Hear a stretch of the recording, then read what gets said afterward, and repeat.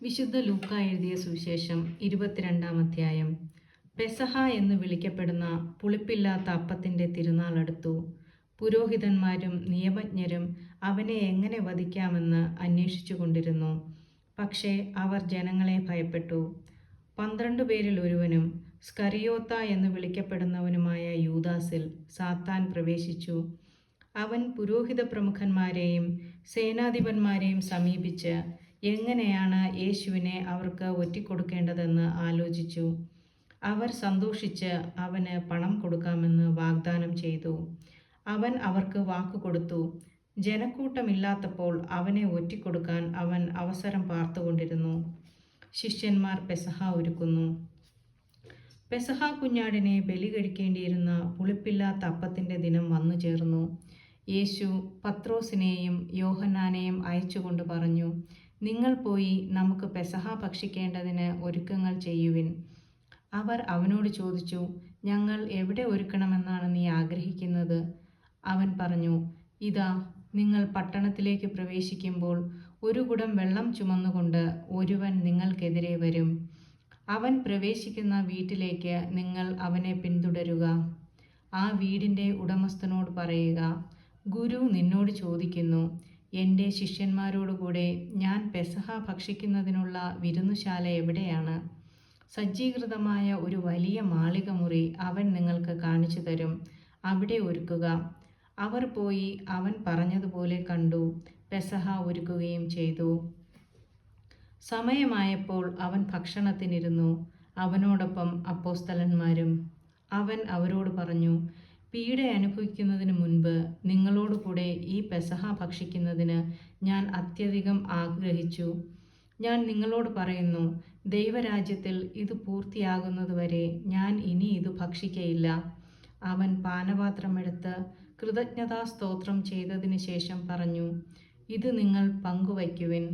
ഞാൻ നിങ്ങളോട് പറയുന്നു, ഇപ്പോൾ മുതൽ ദൈവരാജ്യം വരുന്നതുവരെ മുന്തിരിയുടെ ഫലത്തിൽ നിന്ന് ഞാൻ പാനം ചെയ്യുകയില്ല. പിന്നെ അവൻ അപ്പമെടുത്ത് കൃതജ്ഞതാസ്തോത്രം ചെയ്ത് മുറിച്ച് അവർക്ക് കൊടുത്തുകൊണ്ട് അരുളി ചെയ്തു, ഇത് നിങ്ങൾക്ക് വേണ്ടി നൽകപ്പെടുന്ന എൻ്റെ ശരീരമാണ്.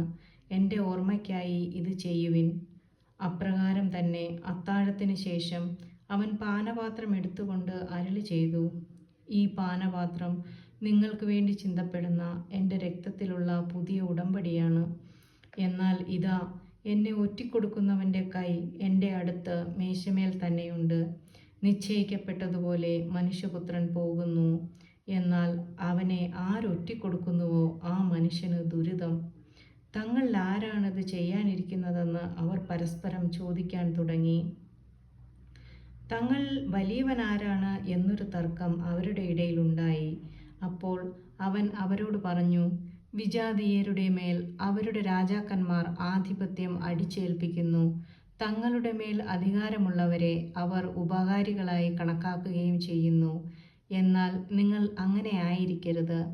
നിങ്ങളിൽ ഏറ്റവും വലിയവൻ ഏറ്റവും ചെറിയവനെപ്പോലെയും അധികാരമുള്ളവൻ ശുശ്രൂഷകനെപ്പോലെയും ആയിരിക്കണം. ആരാണ് വലിയവൻ? ഭക്ഷണത്തിനിരിക്കുന്നവനോ പരിചരിക്കുന്നവനോ? ഭക്ഷണത്തിനിരിക്കുന്നവനല്ലേ?